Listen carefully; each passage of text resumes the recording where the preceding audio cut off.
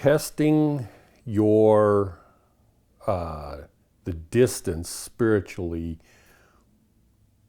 where you are at right now and where you want to be is kind of what this video is about. And I think it's going to be a short video, I think. But a thought came into my mind, and I was thinking, I talk about spiritual things that are so far removed from common spiritual teachings that it is like absolutely crazy when it's compared to just the normal spiritual world that we live in. So here's a for instance.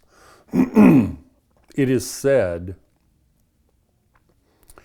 whether or not it's true, it doesn't really matter. It is said that Jesus raised the dead, walked on water, fed thousands of people with few fishes and loaves, and cured people of leprosy with rubbing mud in their eyes, and the list goes on. And there's all sorts of different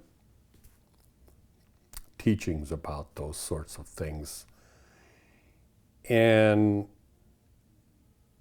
commonly what happens is gurus will teach spirituality, or saints or people in Christian churches or whatever the case may be, teach these spiritual concepts, and they're written in books and this and that and everything else. But most, if not all, of you that watch videos like this, or at least from me, you're not normal. If you were normal, you would have your life dedicated to being a Christian or a Muslim, or going to some guru that teaches Sanatana Dharma or Hinduism or Sikhs, or whatever the case. It comes from books, and it comes from the mouth of those people teaching. But the problem is the student or the seeker doesn't know where in the hell they stand. I mean, like, they really don't know.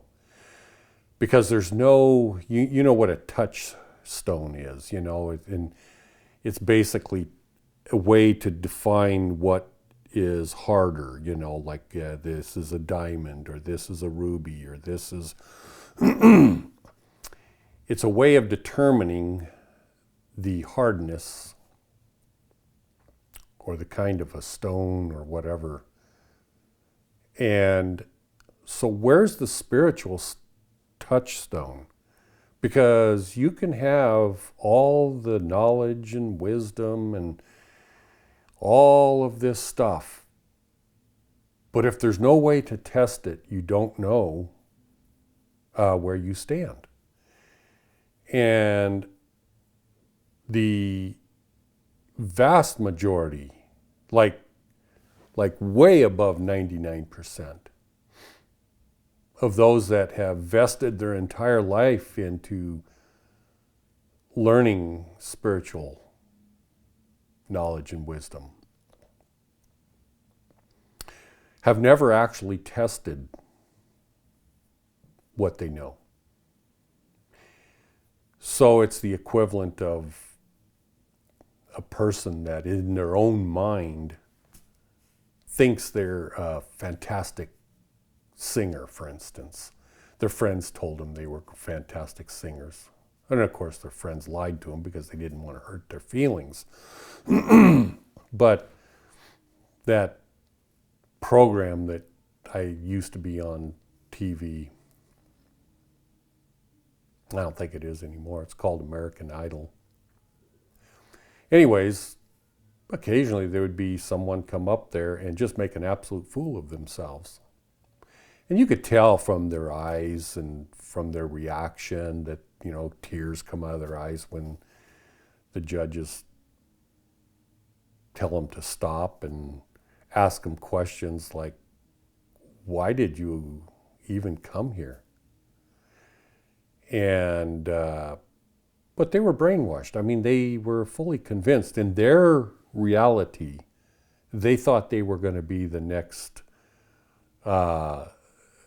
fantastic singer in the world and make millions of dollars, and everyone is going to go, oh boy, you're great. But everyone laughed because really, in all reality, they were horrible singers. I mean, they didn't have a voice. They couldn't keep the momentum and the tempo, and just everything was off. That doesn't make them a bad person. It only means that nowhere along the line were they tested legitimately. And so they just kept thinking in their own delusional reality that they're really, really good. And this is the way spirituality is. We have people with PhDs in spiritual studies from who knows what universities in India or this or that or wherever they teach this crazy stuff. They have decades of teaching and everything, but never once did they test what they learned. And just like the poor guy that goes up there to sing and they're laughed off the stage, it's the same thing. But that is what's common on this planet. You cannot realize that when you read spiritual history that we're in the Kali Yuga, the Dark Ages. In Christianity, we're ready to be consumed by fire, and just a handful of people are going to survive to be one with God because all the rest are wicked.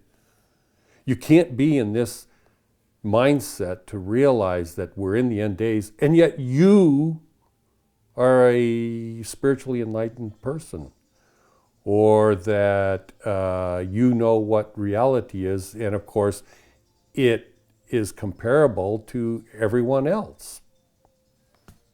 Meaning the spiritual studies that you are into are the same as what's in the books or the spiritual studies, or you have a guru that teaches, and there's many, many students that believe the same thing, and yet we're in the Dark Ages now.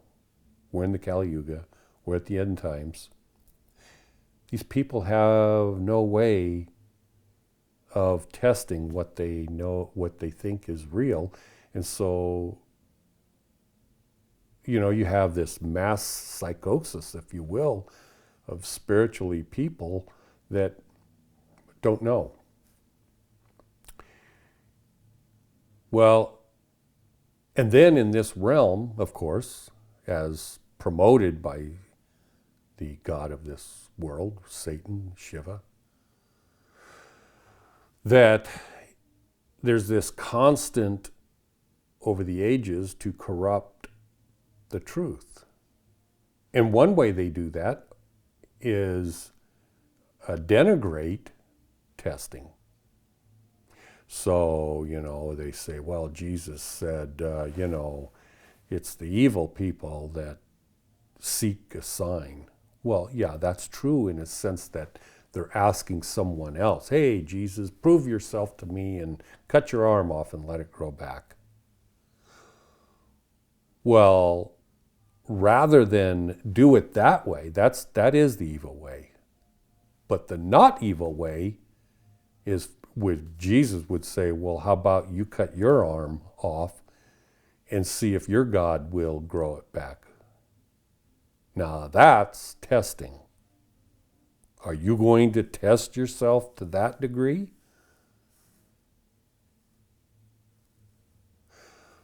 There's an example in the Christian Bible of, they call it the doubting Thomas, because he says, well, I don't believe that you've come back from the dead. I just don't believe it. Unless I can put my hand into the place where the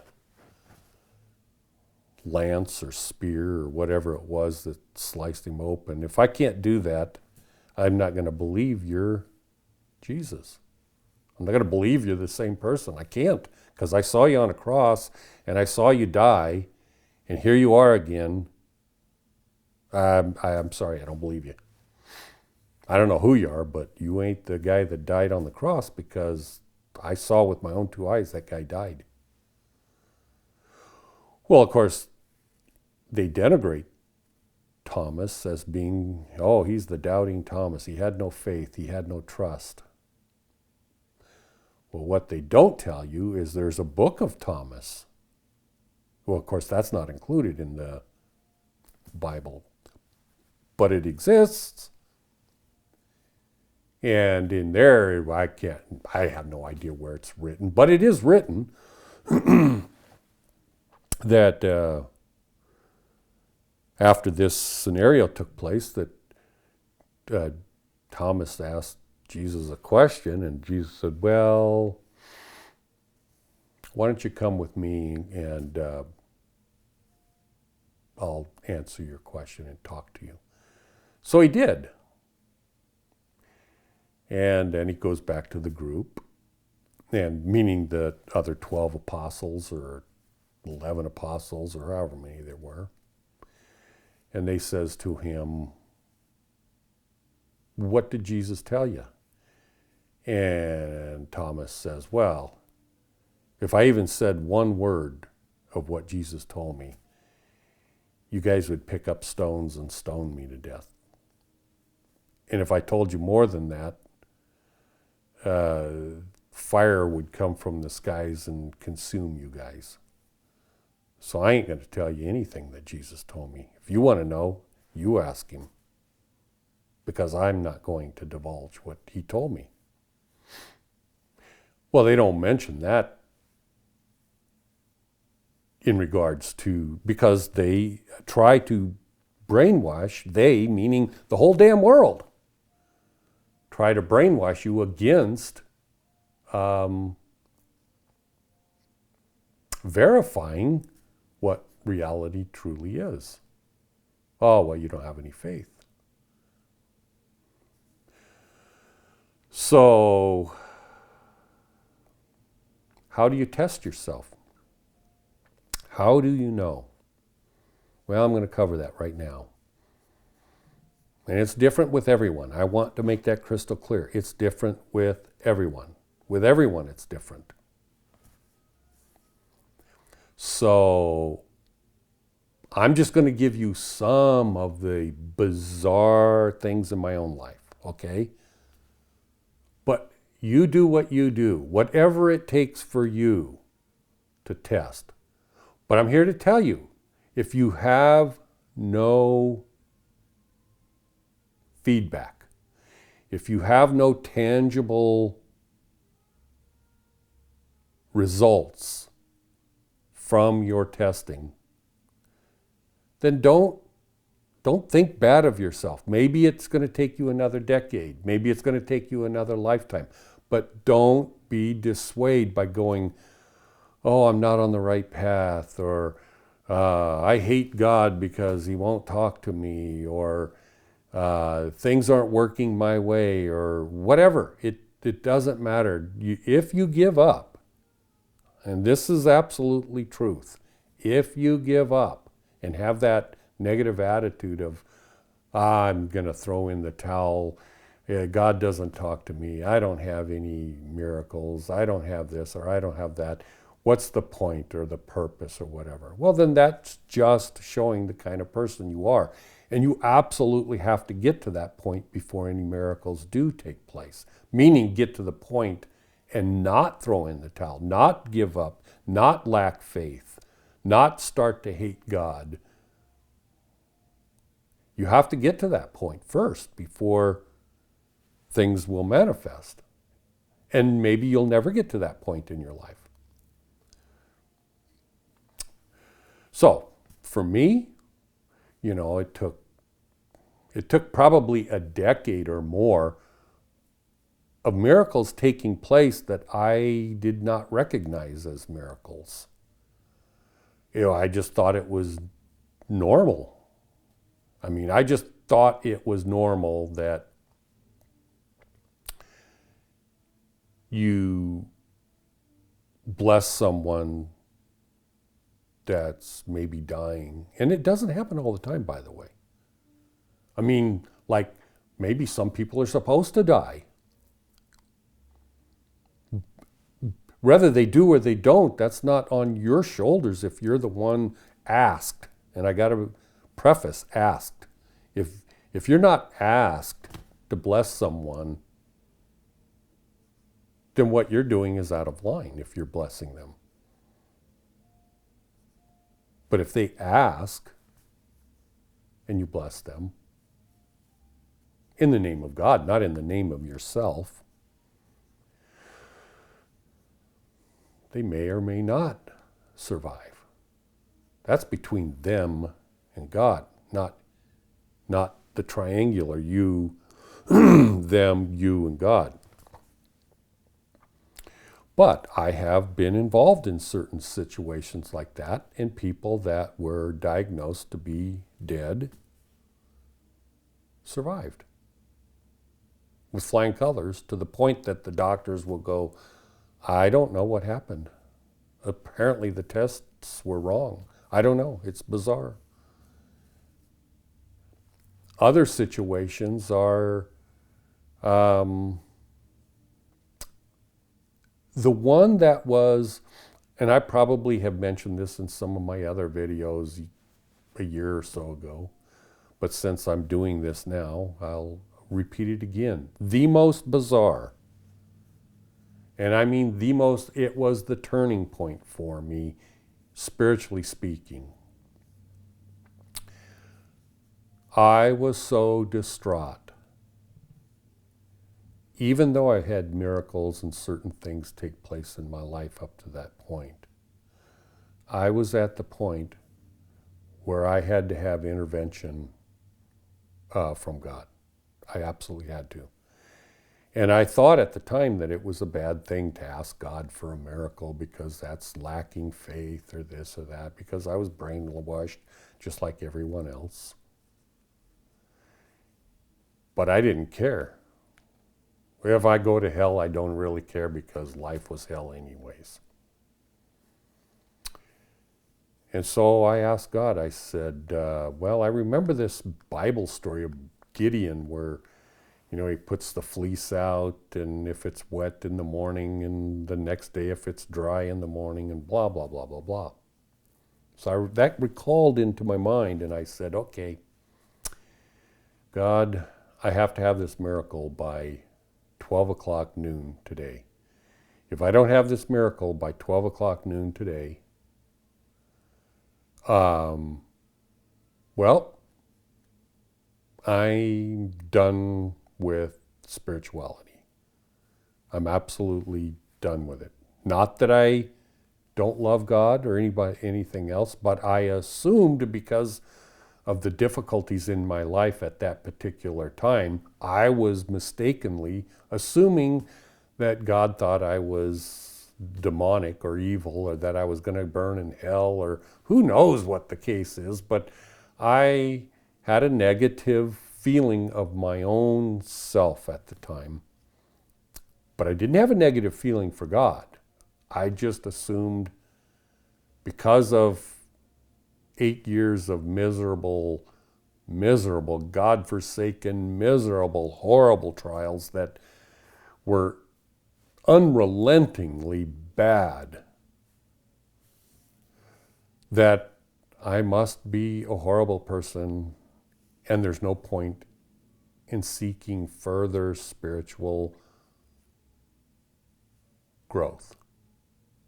And so I said, God, You can look at it as a demand, or you can look at it as what, I don't care how it's assumed. It doesn't matter. The bottom line is my path is going to bifurcate at noontime today. And if the miracle I'm asking for happens at 1 minute after noontime, I'm still going a different direction, because it has to be no later than noontime today. And so I was by myself that day, and my phone rang 5 minutes to noon, by the way. And the miracle that, I'm telling you, it was a miracle. I mean, like unbelievable, like off the charts bizarre, impossible to happen. And at noontime, 5 minutes to noon, my phone rang, and the miracle happened. I was like shocked. It was like doubting Thomas, you know. I was just shocked. It's like there's no way to misconstrue this as anything other than intervention from God. Now, I was testing God, of course. I was testing everything I had gotten to at that point in my life. And at that time I was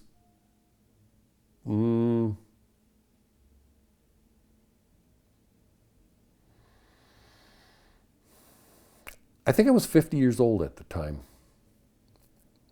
50? I think I was 50 years old at the time. I'm 67 right now. And so the next day, at 5 minutes before noontime, my phone rang again. And at that time, when my phone rang, I answered it, and everything had reversed. The person said, "I'm sorry, everything is reversed." And the miracle undid itself to where I was in total, I mean, financially, I was ruined. My life was over. Everything just totally destroyed. And it was like, oh my gosh, well, I like the miracle of Gideon. I mean, it has to be wet one day and dry the other. And I thought, well, I asked for the miracle of that, and that's what happened, and now it's reversed, and now my life is a living hell again. Oh well, at least the miracle happened, and I'm going to remain spiritual the rest of my life, and I'm going to go down this other path instead of giving up spiritual studies, because I asked for the miracle. And then on the third day, the very next day, 5 minutes to noon, my phone rings again, and the whole damn thing reversed again back to wonderfulness, and my life wasn't over. And I wasn't going to be financially destroyed for the rest of my life. And I can't express to you how bizarre that was to me. Life-altering. Now, I've had many, many things like that happen in the last 16 years, where I would test. And I would go, I got to know the truth of this. I have to know if I'm on the right path. And then I made up my own conditions. I said to myself, well, if anything should happen on my own, if I ask for a miracle, if anything should happen, like the skies all turn red, or I raise someone from the dead, or I walk on water, or whatever the case like that, I'm not going to believe that, because I could be mistaken that I'm walking on water, because there's, it could be mistaken. I could be delusional, for instance. And so, because already, spiritually speaking, things were so bizarre in my life, and I'm off on a tangent, if you will, spiritually speaking, that I had to have verifiable proof that God loves me, or I already knew that at that point, but I have to know that I'm on the right path and I'm pursuing the right direction and everything. So for me personally, I said, okay, human beings are sovereign essences that can choose to be evil or choose to be good, but they are individualized and you can't control them per se. But the devil could control the water, and I could walk on the water, and that don't mean diddly squat. But you can't control a human being, for the most part. So I asked for miracles to come in the form of people, random people that have no connection to me whatsoever, telling me that I'm on the right path. And it has to be verifiable that not only am I there, but my wife or somebody else has to be there to verify that this particular miracle were to take place. So I'd ask for the blessing or the miracle, and it might take, sometimes it took less than an hour, and sometimes it took a week or two. And a random person that I've never seen before in my entire life, never met, a random person on the street would come up to me while I'm in the presence of another individual and go, I really feel weird about talking to you, but I have to tell you, blah, blah, blah, blah, blah, blah, blah. And they go on to tell me something that I needed an answer for, something bizarre. And then when they get done telling me that, they would go, boy, do I feel odd, because I've never done this before in my life. I feel very embarrassed. Sorry. And they would walk off. And then the other person with me would go, oh my God, you asked for that the other day or 5 minutes ago or whatever, and whoa, this is scary, bizarre. So I did that many times in my life to find out, to be assured that I'm on the right path. This is why what I teach isn't in books or anywhere else. It's because you can't write this stuff down per se. You have to have it verifiable. You have to know that this is what's happening. Now, whatever it takes for you, you have to do it, and you have to make sure that you're on the right path. You have to have the courage to test. Because if you're wrong, don't kick yourself. Just switch gears, go a different direction. The things I teach you, for instance, you have to verify if they're true. Because if you verify that they are true, then you and I will be eternal friends with a bond of love and trust and faith that cannot be broken, because you have verified it not through me, but through yourself and God. However you have to verify it, whatever means you have to use, unique to yourself. And then it's like so bizarre, the hair on the back of your head raises, and the hair on your, I mean, it's like this feeling around your, it's just like, I don't know how to put it into words. It's just like the adrenaline, and it's just bizarre. It's a verification that you're on the right path. And those feelings don't come about unless there's some sort of way to verify that it's true. Otherwise, you're just listening to dogma. You're just mimicking, like a parrot, something that you can't prove. Until you lay hands on a dying child and the dying child survives, you don't know that you can help a dying child live. Until you predict the future, and the future happens in a most bizarre way, you're not going to know that you are a prophet. There's no way to know. You have to verify.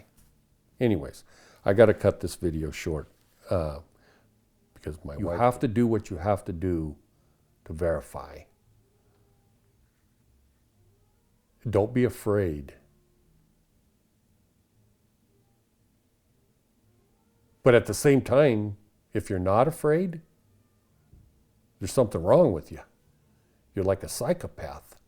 You're like, you don't have any feelings or whatever. You're like a demon or a devil. You don't,